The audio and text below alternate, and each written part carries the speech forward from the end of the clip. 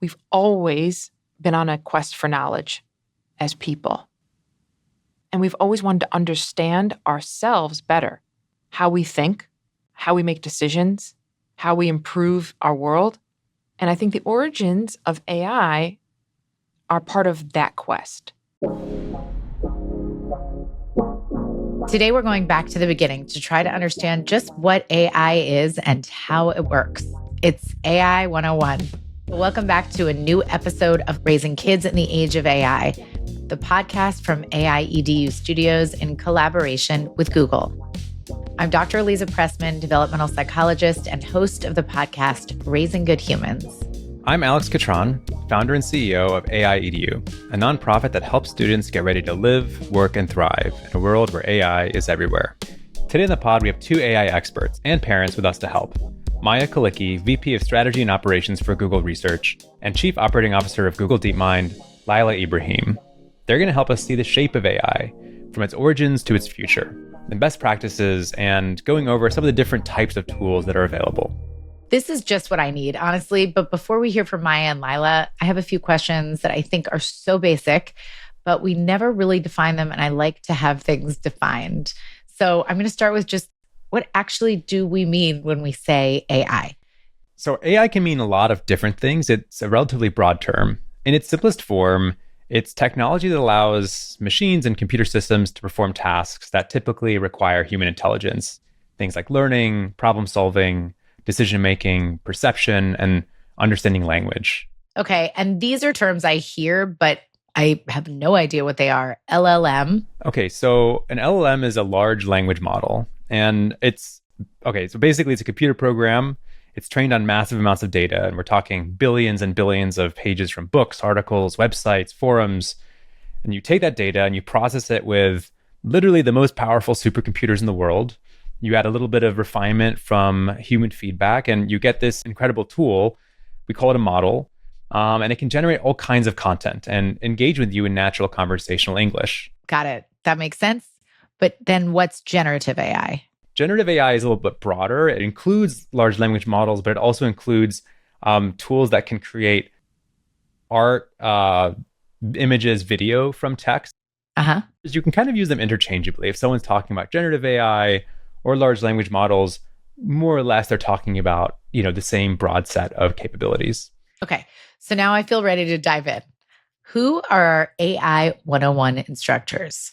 So lucky for us, we have two folks who sit close enough to the hard science to see everything up close, but they're also coming at this on the side of the humanities and can help translate some of this complexity to non-experts who are trying to peel back the curtain. So we're going to hear from DeepMind's Lila Ibrahim later on, but first we're going to hear from Maya Kulycky. My name is Maya Kulycky. I lead strategy, operations, and outreach for Google Research. Part of Maya's role is working with research labs to help shape the next iteration of technological breakthroughs that we hope are going to change the world. Maya also had a hand recently in introducing Google AI Essentials, a course which was designed to help answer some of the most basic questions that people have about AI. When we think about AI and its origins, it's really tied to the human brain and our ability to try to understand, how do we think? How does the human brain work? And to replicate some of the activity that we do as people in order to assist us. Thinking, understanding, learning, these are different cognitive tasks that are part of AI. What AI can do is remarkable. It can't do what we do as people. It is not as efficient as the human brain.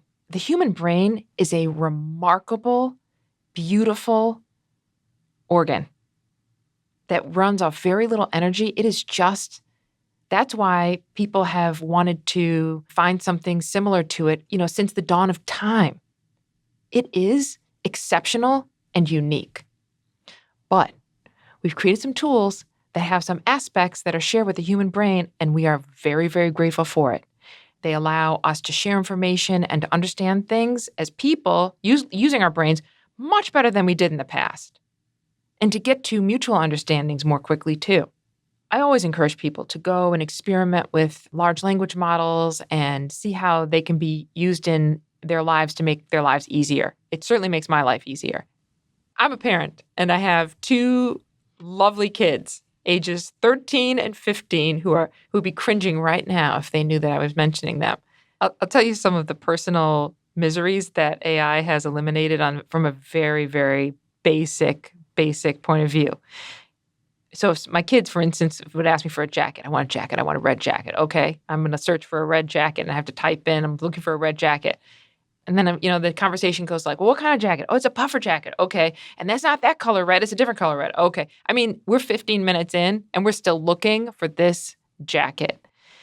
AI has allowed us to do things that like circle to search, right? I feel like, or I can give it a picture of someone wearing the jacket that my kids are asking for, and then a few seconds later, know exactly where that jacket is, where I can buy it, how much it costs, is it on sale, things like that. So I'm thankful for all that time not wasted. At the same time, please do not take the output of a large language model and think you're just going to take that and roll. No, it's meant to be a collaborative tool. It's meant to be something that helps you get to a certain point. You look at it and you say, oh, okay, this is a great place to start, but I'm going to improve it, or, oh, this piece is not what I meant. I need to change this. I need to change that. It's something that you need to check the work of. It's not something that is meant to be a freestanding tool without us as people. It's not just Maya here saying this, but in the previous episode, we heard similar ideas. You do have to check your work. Yeah, this is what we mean when we talk about the human in the loop. It's this idea that, AI, if we really want it to be an extension of us and not a replacement, we have to understand our role in that equation, and brings us back to why it's so important to understand AI. Because if we understand it, then we have the building blocks to actually begin to harness it and use it, for our purposes and desires, as opposed to what the AI thinks that we want. I talk to my kids about AI and about what it is and what it isn't, and how to use it and how not to.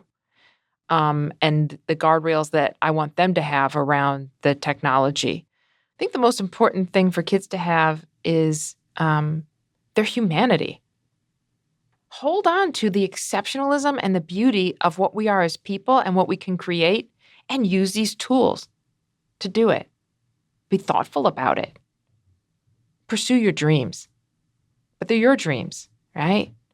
The things that you want to accomplish in your lives as kids, the things as parents that you're envisioning for your kids to be able to do, you just have another tool in your toolbox to do that.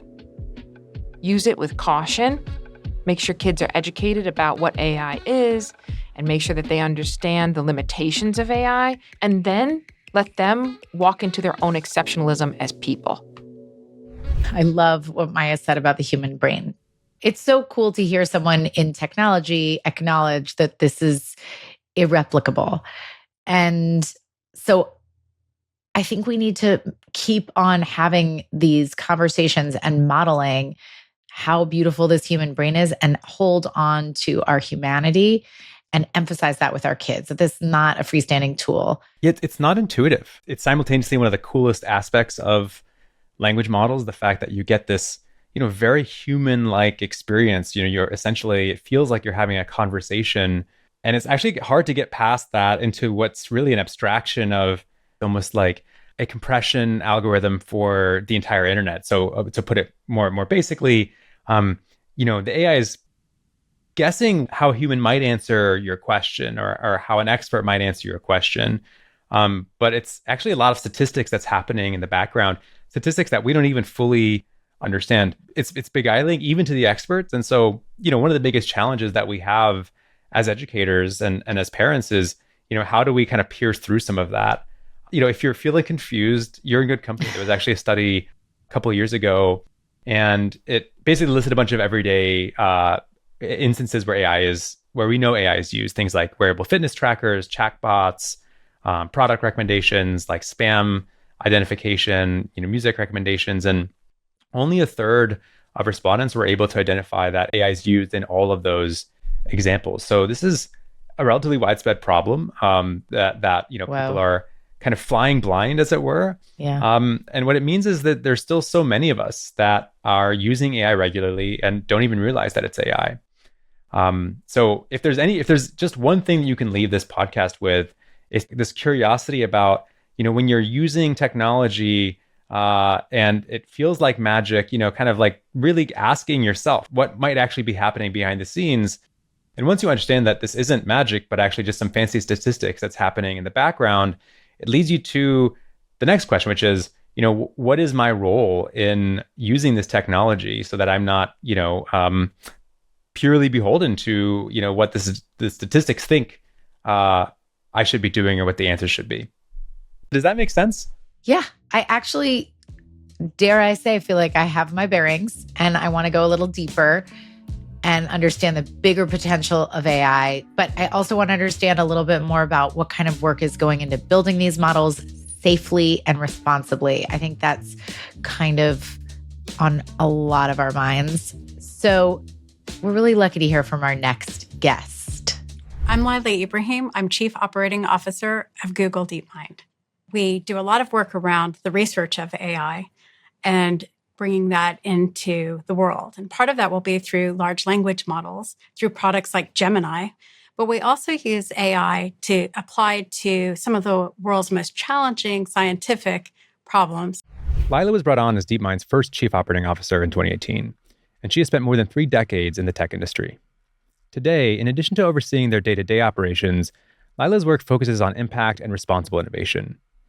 And one of the things we asked her about is how Google DeepMind's advanced AI is making exciting new discoveries possible, including changing the way we understand the past. There's a really cool project we've done called Project Aeneas. This takes ancient texts and it helps us fill in the gaps. Imagine a stone is broken and we only have part of that text there. Where did it come from? What context might there be? Help us translate it.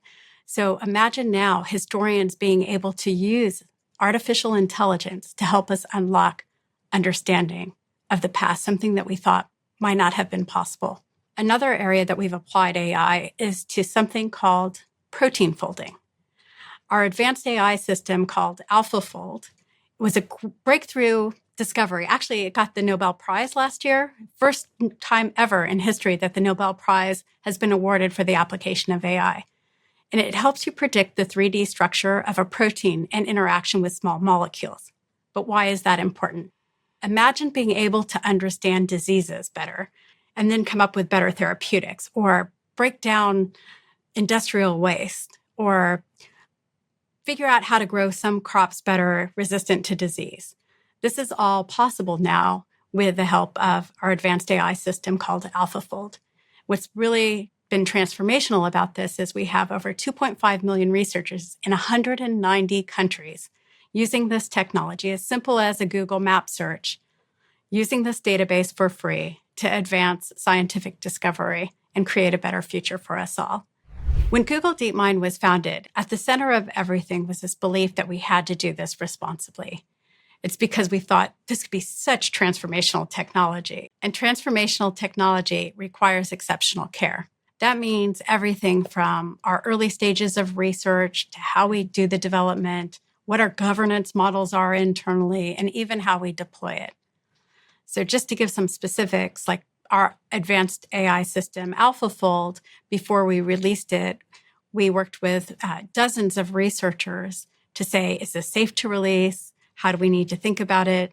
And it actually led to a partnership with the European Bioinformatics Lab that actually had this network of researchers and could help us do this, birth this technology in a responsible way into the world. And that's a general philosophy that we have of like, how do we bring in those voices and those communities into the process as we're developing, whether they're music artists or whether they're teachers, experts in learning science, all of that gets put into how we develop it. We like to think of it as like, AI shouldn't happen to us. It should happen with us. We can't say this enough. We can't just be bystanders in the AI story. By understanding the technology, we can and should be an essential part of that story. In her personal life, Lila's found AI to be an incredibly useful tool for distilling essential information. I've actually taken Notebook LM and uploaded housing manuals of like how to use my dishwasher, my washing machine, the coffee machine. And so now whenever I have a problem, I just go and I say, okay, using all of this information, tell me why this light has gone off and what do I need to do about it? You can imagine we have a lot of conversations in my household about AI, and every family is different. But what I've personally found is actually being very open and having conversations around the technology as it evolves has been really important. I have twins, and they both use the technology very differently. One is a traditional learner. And so what she's found is AI doesn't judge the questions, will willingly go through rabbit holes of learning rather than give just a single answer in a textbook of here's what we need to learn. My other daughter is dyslexic. And so what she's found is that she has all these ideas that sometimes she has a hard time expressing. And what she's able to do with AI is to help organize her thoughts and communicate it in a way in which other people will have an easier time to understand what she's trying to say. And so it's completely unlocked her potential in a way that has also given her a big boost of confidence where she may have struggled in the past.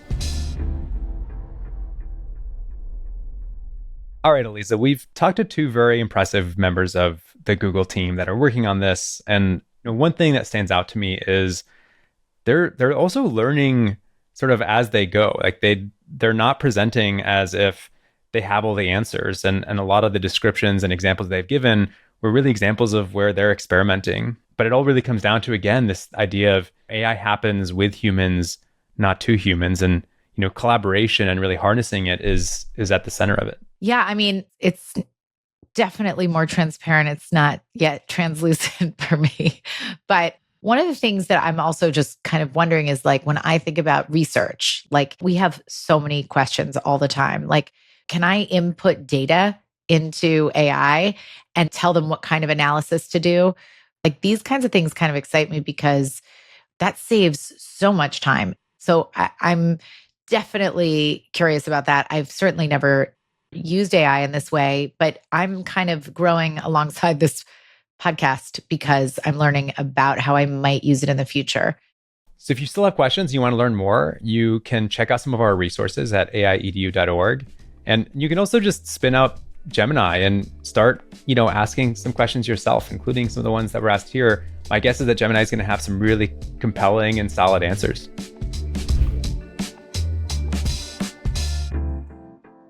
Thank you so much for listening. Join us again next week when we take a look at an AI-enhanced classroom from a teacher's perspective and what it means for your kids' education. We'll hear from New York City public school teacher Shira Mauskowitz. This teacher came to me with something that was not a technical issue per se. And I presented him with a technology solution, but it actually addressed his challenge and more. The behavior was better, the engagement was better.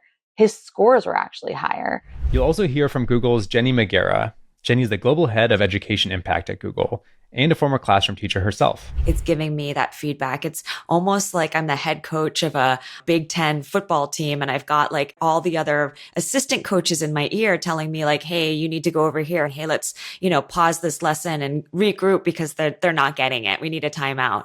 So that's really magical. Together, they'll tell us what the classroom looks like when it's supported with AI tools and the ways it can help support different learners. Find out where AI will take us and future generations next on Raising Kids in the Age of AI. Until then, don't forget to follow the podcast on Spotify, Apple Podcasts, YouTube, or wherever you listen so you don't miss an episode. And we want to hear from you. Take a minute to leave us a rating and review on your podcast player of choice. Your feedback is important to us. Raising Kids in the Age of AI is a podcast by AIEDU in collaboration with Google. It's produced by Kaleidoscope. For Kaleidoscope, the executive producers are Kate Osborne and Lizzie Jacobs. Our lead producer is Molly Sosha, with production assistance from Irene Bantigay, with additional production from Louisa Tucker. Our video editor is Ilya Magazanin, and our theme song and music were composed by Kyle Murdoch, who also mixed the episode for us. See you next time.